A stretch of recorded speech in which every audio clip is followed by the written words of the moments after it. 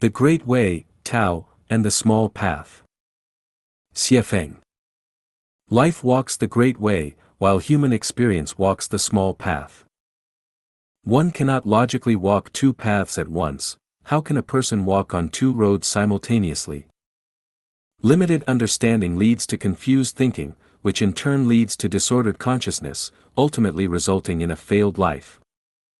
A life without an ultimate goal, no matter how glorious, is ultimately a failure. A life that has not experienced joy, no matter how many merits are achieved, is ultimately meaningless. The best life is one that not only enjoys a rich and colorful journey but also elevates life to higher dimensional realms.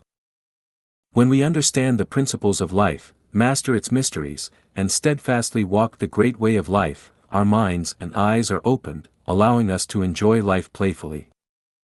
When we know the value and meaning of life and understand that life is merely a journey for life, we can go with the flow, act naturally, and happily explore the small path of human nature, enjoying life along the way.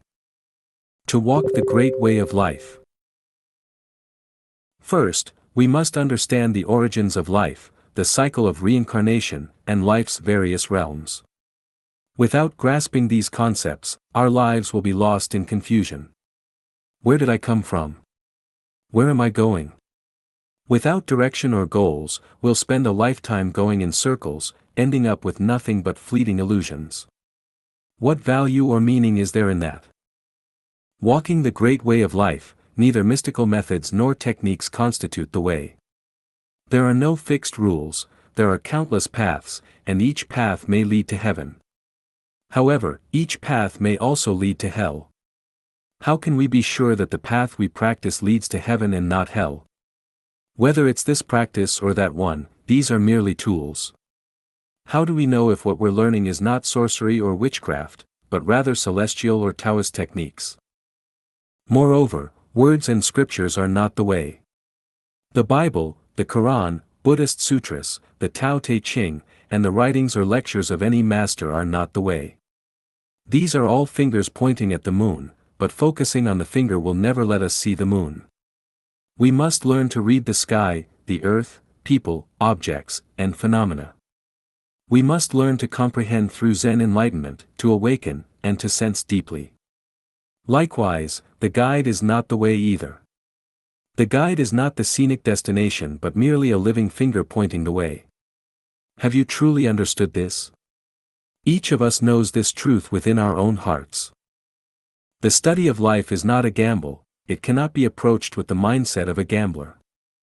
Some say, if you just believe, you will gain life. If that were true, does it mean anyone who believes can win in a casino? Or that if you believe hard enough, jumping from a tall building won't harm you? Others claim, if you chant a mantra daily, you'll be reborn in the Western Pure Land. If that were true, could we say that eating ginseng daily will guarantee long life and immunity to disease? Or that bathing daily will make one's skin as smooth as jade? Without investigating the principles and instead clinging to lucky hopes, unwilling to take steady, practical steps, always looking for shortcuts to instant success, where does such a wonderful thing exist? The study of life is an exact science, there is no room for ambiguity or chance. Every step must be taken with precision, and every detail must be thoroughly understood. Thus, life must walk the great way, not the small path. To walk the small path of life. The path most people follow is repetitive and monotonous. For thousands of years, it has remained the same: we are born, go to school, study more, find a job, buy a house, get married, have children, watch them grow up, retire, and wait for death. This entire process can be imagined without ever experiencing it. Why bother following the same steps as everyone else? Life is a journey, just a process for life.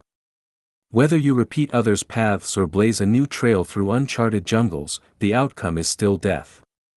So why not focus on enjoying every moment and aspect of life? I advocate that life is but a dream, all is emptiness, fully experience it without regret. Confucius didn't understand the meaning of following the heart's desires without overstepping boundaries until he was 70, too late. Can you still follow your desires at 70 when you've lost all your teeth and can't even bite into an apple, let alone dry beans? How can you follow your heart's desires then? So, life should walk the small path. Dare to take roads others have not taken. If everyone goes to the desert, I'll go to the forest. As long as it brings me joy and doesn't harm others or society, why must I follow others' paths? If I have a headache, will you suffer for me? Every person is unique, and no two things in this world are exactly alike.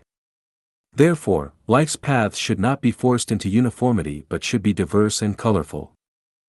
Life is short, but life is everlasting.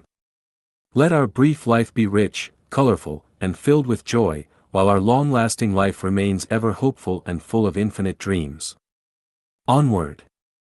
With joy and happiness, let us climb toward the highest realm of life, the celestial islands continent of the Elysium world.